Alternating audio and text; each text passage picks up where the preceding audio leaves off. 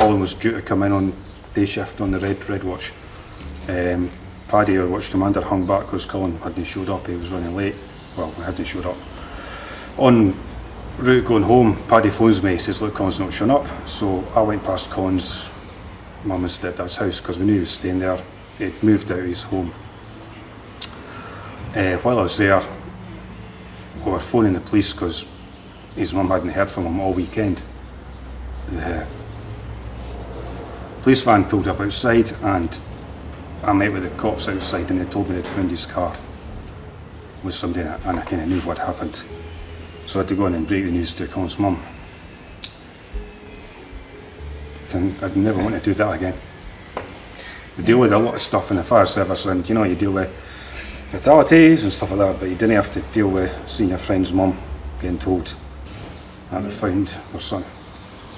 Miss him every day, you know what I mean? You still expect him to walk through that door in the morning, and it's still the same for me anyway. It's like you forget sometimes that that's actually happened, and I'm not meaning that in a bad way, like I forgot. It's just like you forget, and you expect him to come in and be his usual self and all that kind of stuff. And I think that's kind of the acceptance. You kind of, for as long as it has been, like a year and a half it is now, the acceptance is still, it's not there. It's still, you're still not accepted that that's happened.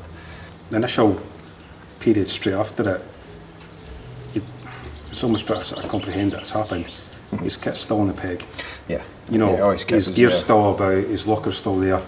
And it's not until there's a bit of period afterwards and you kind of have to sort of accept, right, we need to empty his locker.